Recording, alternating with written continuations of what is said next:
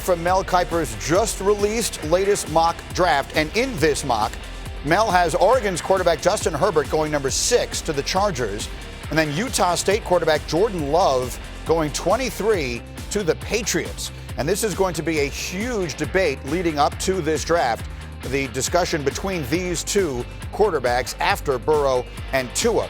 It's going to be one of the most interesting pieces that we have here. While Herbert had more touchdowns and a better QBR, the pair's passing yards were nearly identical this past season. And Mel, I have you for one more moment here. So tell me why you right now have Herbert over Love, and do you think it's possible that by the time we get to the end here, that flips?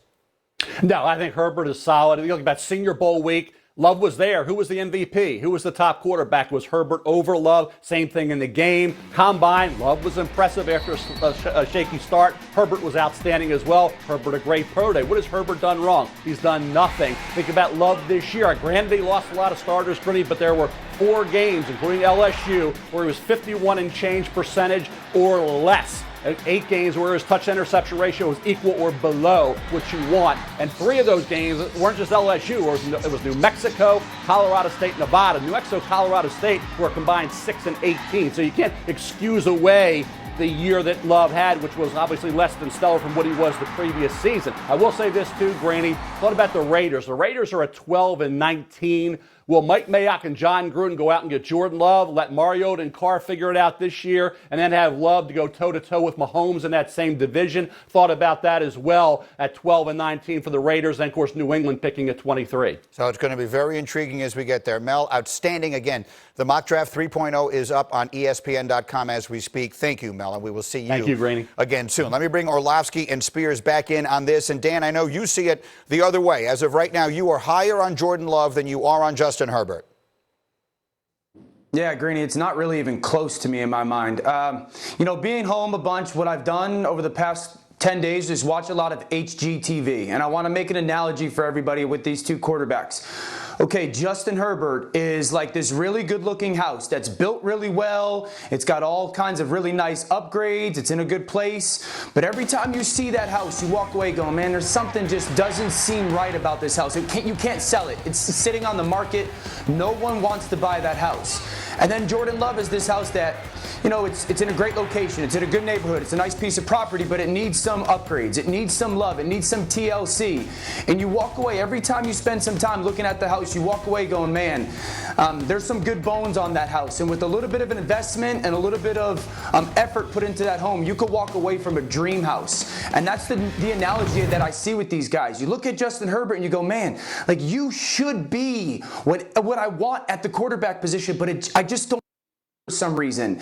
And then I watch Jordan Love and I go, man, there's some special stuff in that game that coached better footwork, a greater understanding of that position. And there's this potential to have the top blow off and be a really special player. So I do break the tie. I'm going Justin Herbert, and normally I base it off competition. Saw him play well at the end of the year against Arizona State. Saw him play against Auburn, and plus he was in Mario Cristobal's offense, who really is a runny-centric offense. He likes to play downhill, big physical line of scrimmage. Justin Herbert, to me, could be a project too.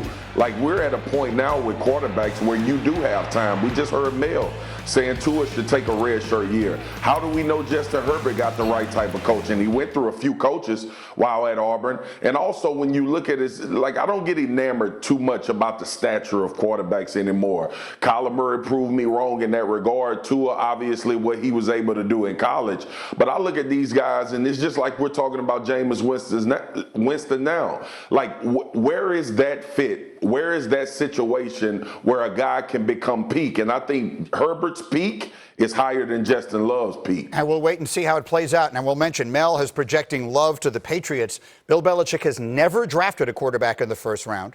He's only drafted one in the second round, a fellow by the name of Jimmy Garoppolo. Meanwhile, right now the Patriots have 3 quarterbacks on their roster, and Jarrett Stidham, as we speak, is at the top of the depth chart. Now, he barely played last year, but one of the team captains, Devin McCourty, has expressed a lot of confidence in his ability, Stidham's ability, to get the job done. Listen. To me, the best thing for Stiddy was he had to go against our defense every week. I love his poise. I think steady out there. Like, I would be faking a blitz sometimes, and we make eye contact, and he'd just start smiling and laughing. And then, to me, there was weeks where, like, he was just on point. And those were some of our best weeks as a defense. I've gotten to know him off the field as well. He's a really good guy, young guy, but very mature. He's married, does all the good things. So, I think the Stidhams are going to be in New England for a long time. Well, the rest of the sports world may be getting much more familiar with Jarrett Stidham soon after a rookie season in which he just threw 4 passes. He was drafted in the 4th round, spent a combined 3 years at Auburn and Baylor throwing nearly 50 touchdowns. And Marcus has seen a lot of him, so we'll get to you in a second, Swagoo. But, Dan, I know you have some tape. Show us a little bit of Jarrett Stidham.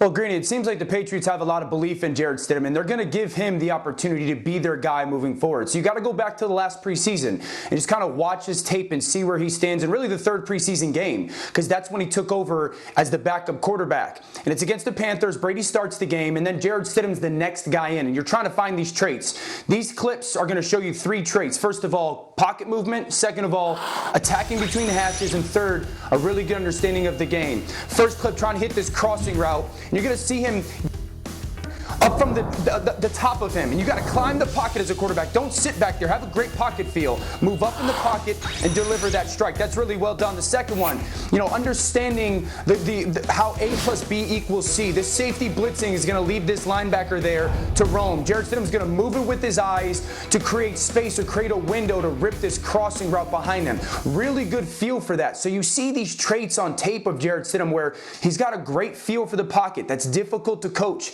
He's got a really good understanding of how to attack in between the hashes, which is something New England loves to do.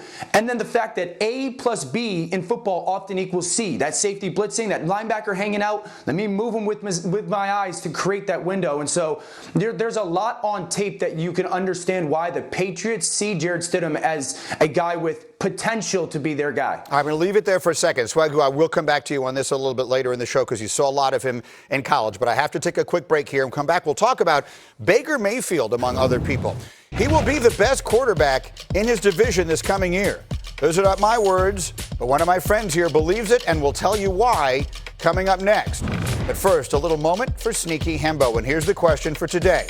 Which quarterback-receiver tandem has connected for the most touchdowns over the last 3 seasons? That's the question. The answer's next. Get Up on ESPN. Dan, which quarterback-receiver tandem has connected for the most touchdowns over the last 3 seasons? I got to go with Deshaun Watson and DeAndre Hopkins because it's topical. Somewhere, Hembo is devastated because that is correct. That is the right answer. Graziano gets it right. Those two are slightly ahead of Ben Roethlisberger and Antonio Brown, which is remarkable considering they didn't play together at all last year, and Aaron Rodgers and Devontae Adams. So, yes, that is the most productive touchdown duo, and we will get to Deshaun Watson in a moment. But first, Graziano, let's run the hurry up. What's the timeline on Cam Newton finding a new team? Still waiting to see what happens with Carolina, and when they decide it's probably going to be time to release him. It's going to be very difficult for them to trade him, as we've discussed several times. It likely gets to the point where he gets cut, and then the issue becomes, will a team take him on without getting a really close look at that foot and seeing how that's holding up and how it projects going forward? Going to be tough for Cam to find a job anytime soon. So that's one quarterback situation. Here's another. What's up with Jameis Winston? Jameis Winston, we discussed this yesterday. He's in the process of kind of resetting expectations, not likely to find an obvious starting job right now, may need to go to a team where he has to fight for a starting job or spend some time as a backup.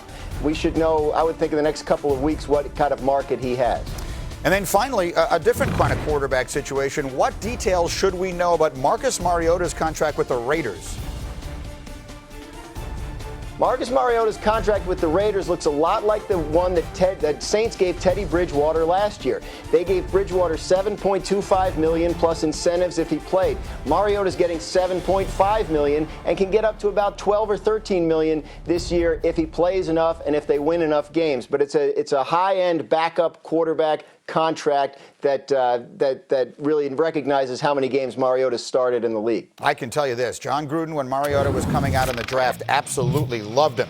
And all that brings us back to the aforementioned DeAndre Hopkins. who was traded last week for what most in the industry perceived to be less than market value. His now former teammate and quarterback, Deshaun Watson, was on Twitter yesterday tweeting lyrics from a song by Drake called Emotionless. And here's the tweet. I don't know how I'm going to make it out of here clean. Can't even keep track of who plays for the other team. Iconic duos rip and split at the seams. So, Dan Graziano, what can you tell us first and foremost? Because everyone will look at this and say, oh, Deshaun Watson's discussed it. He's going to get out of there. What are the chances he gets out of there? Well, I think they're slim if you look at it from a financial and football standpoint for the Houston Texans. They have him this year for a little more than $2 million, and then they have a fifth-year option on him for 2021, probably come in around $25 million. So add that together, you have one of the best players in the league for the next 2 years for about, $12.5, $13 million a year. Why would they move on from that? But then you think to yourself, why would they trade DeAndre Hopkins? And is Deshaun Watson going to be upset that they traded DeAndre Hopkins? And did DeAndre Hopkins give Deshaun Watson some sort of blueprint for how to get out of Houston if you're upset? I believe that the Hopkins trade has opened the door for that kind of speculation. And unless Houston signs Deshaun Watson to a contract extension this offseason, I think that speculation will continue into the 2020 season whenever it does start. Yes, we will continue to speculate about it here for certain. Graziano, thank you. Swagoo and Orlovsky are back. Swagoo, I thought that I did an outstanding job with those lyrics. So I'll give them to you again. I don't know how I'm going to make it out of here clean. Can't even keep track of who plays for the other team. Iconic duos rip and split at the seams. What should we take from those lyrics? Gee, in my head, I had a beat going while you were saying that. Me too. So it felt good Bars. hearing you say that with some fluidity. Yeah, no doubt. Gee, I read into the first line of that, and to me, it's a subliminal, and I'm always one to be like, man, we don't need to read into it that much. Deshaun Watson doesn't think this is going to end well, based on what he just watched for him in Houston. He's thinking about that. That's in his head, seeing D-Hop be traded. And that's one of the realities of this business, that certain things happen in certain teams and certain situations that makes you realize, dang, we are expendable. One of the best at his position in his prime just was traded away because of something, I guess, personal between D-Hop and Bill O'Brien. Bill O'Brien knows Deshaun Watson is paying close attention to this. He knows that this has affected Deshaun Watson. And based on a lot of guys that I've had the opportunity to speak with the Texans, D-Hop was one of the most well-loved guys in that locker room. So it goes beyond affecting Deshaun Watson. But when it comes to the field of play and you take away a quarterback that's trying to ascend and become one of the best in the game, best weapon, it creates this type of energy, and this type of energy is not good when Deshaun Watson is up for a contract with Houston. He may want to get out of there. Dan, it almost feels like such an obvious question, but I'd like to hear it from a quarterback. If you're a quarterback and they trade away this great receiver with whom you have this extraordinary chemistry, we just showed you the stat, they've connected for more touchdowns than anyone in the league the last 3 years. I mean, where does that leave Deshaun Watson? Yeah, alone, Greeny. And I think that's the message here. Deshaun Watson is saying, I'm alone. I need to get everyone to understand this is the 21st century. And if we think that athletes don't use social media to tell us exactly how they feel, we're kidding ourselves. This is a guy that for the last 10 years of his life has had everybody tell him, listen, make sure that you are aware of what you're saying, because everyone is going to hang on every single word that you say, whether publicly and or via social media. This is not a mistake by Deshaun Watson. He's telling us, I'm alone. I feel alone out here right now. And listen, we need to be a little sensitive and aware of the realities of the organization. They've been dealt with some difficult times, the Houston Texans. The passing of their owner, Bob McNair, and then their general manager at the time, Rick Smith's wife, becoming fatally ill, have kind of left a void of leadership in this organization. And so that is a very difficult situation. But they're looking for leadership right now. This organization lacks leadership, and that falls on Bill O'Brien right now. And to Marcus's point, if I'm a quarterback and I'm going, wait, you just traded away our best player because you didn't like him, because you couldn't get along with him. I'm going, I have to look at my future. I have to look at my future if I'm Deshaun Watson and going, what would make me watch the city, I'm sure, but what would make me think that I'm going to be supported the right way here? Because you just traded away my best player, not because he can't play, but because you don't like him. And I promise you, Deshaun Watson has sat there when he's sending out that tweet going, I don't think I could be here. And his agent, David Mulgeta, is one of the best and most powerful in the game. And if I'm Deshaun Watson, there's no chance I'm signing an extension at any point in Houston right now. All right, I'm going to leave it there on that for a moment, but we will do more on this in our next hour, including what we think may be the next step in Houston. But now, I want to get back to plausible deniability. This is something that we created yesterday on the show, and it is a place where, and I started it yesterday, and I'm going to let Orlovsky take today's plausibly deniable hot take. You make a statement that you know people are going to disagree with, but you somewhere in your heart actually believe to be true, but we're going to give you plausible deniability. So I will not hold you to this if it proves to be untrue. Those are the rules of the game. It's our show. We can make them up. Here we go. Orlovsky, what do you think? What's your plausibly deniable hot take for today? Greeny, Baker Mayfield will have the best season in 2020 of any of the AFC North quarterbacks. And let me tell you why. Number one, they have their new head coach. Number two, they addressed their biggest need at offensive line with the signing of Jack Conklin and the addition of Austin Hooper at tight end. And number three, the scheme. I want to take everybody to the 5 quarterbacks last year that majored in this Kyle Shanahan, Mike Shanahan scheme that Kevin Stefanski is going to run. The 5 quarterbacks are Jared Goff, Jimmy Garoppolo, Aaron Rodgers, Ryan Tannehill, and Kirk Cousins. Those 5 guys last year won 2 and 21 as starting quarterbacks. They completed 66% of their passes for a quarterback rating of 100% average. They threw for 128 touchdowns and 45 interceptions. Greeny, quarterbacks in this offense always play well.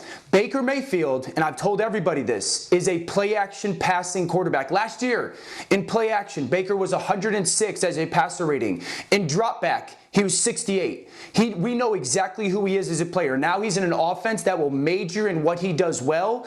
They made the additions that they needed. He is going to be the best quarterback in that division. Swagger, you look skeptical. Because I am, G. What do you mean I look it?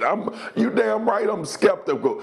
Lamar Jackson is in that conference. And also Ben Roethlisberger is coming back to play for the Pittsburgh Steelers as well for what we know as a healthy quarterback. And Baker Mayfield going to be the best one in the division? I get it. I get the whole plausible deniability. I understand the sale and all of that. But it ain't no way in hell you going to get me to believe that.